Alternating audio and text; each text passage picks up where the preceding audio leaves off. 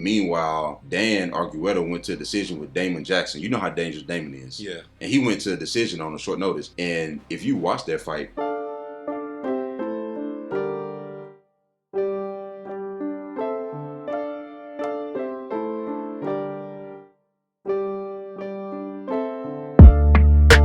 the next fight is going to be Daniel Argueta versus Isaac Dulgarian.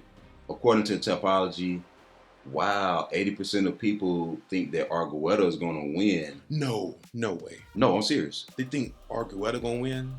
Look, and that's according to 1,200, almost 1,300 votes. You got one guy who's an undefeated wrestler who's been steaming people and who finished all his opponents. And then you have another guy who's Dan Argueta, who's 0-1 in the UFC.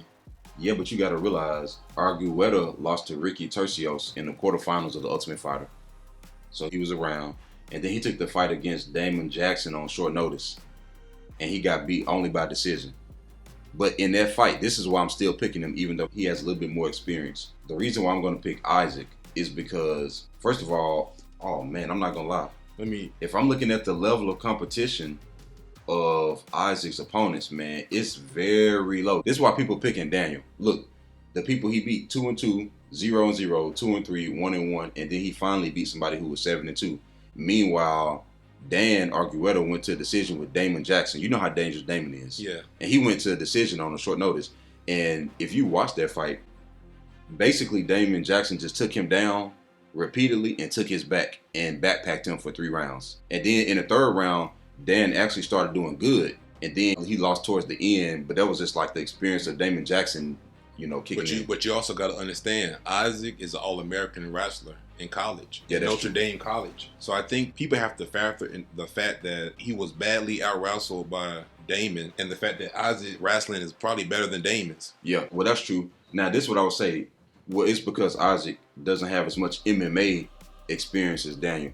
But I'm still going to pick Isaac for the simple fact that when I know the level of competition was low, and he beat a decent person that was 7-2, but with his base being wrestling, and this is how he fight like Jack Shore. Jack Shore got a clear game plan every time he fight. I'm striking with you enough to get you comfortable, to take you down, and to submit you. Point blank, period. Look, if I catch you with a spinning strike, if I catch you with some of this other stuff, cool. But he has a clear game plan. When you watch Isaac fight, he take his opponents down, he immediately get to the back and then ground and pound and submission. But maybe that looked so easy because of the level of competition. But I really think he can take Dan down, at the very least control him. Because Damon Jackson controlled him for 9 minutes. If I was saying before the fight that Dan Argueta kind of resembled Ricky Simone.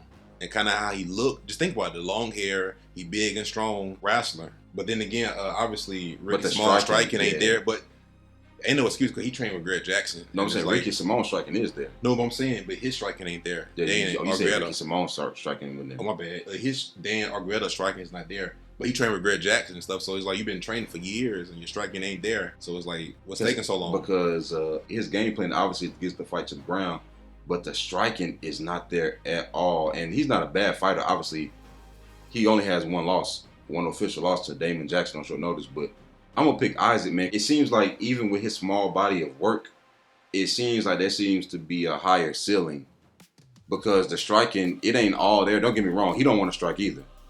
But he at least taking people down and just getting them out of there real quick. And see, I might not make a prediction for this one because we can't look at Dan Argueta's fight against Damon and say, oh, he's not good. Yeah. But then again, the thing is, Isaac, he hasn't had a fight in the UFC yet. And he's making his debut, so he could easily go in there and get starched because Dan has been on the Ultimate Fighter. He done been in there on short notice against somebody who was very dangerous, and he survived 3 rounds. And who's not to say that Damon Jackson may not have submitted Isaac in that same situation. Ooh. So I think Isaac's gonna win, but it's not a confident official pick. Yeah, low confident pick. Yeah.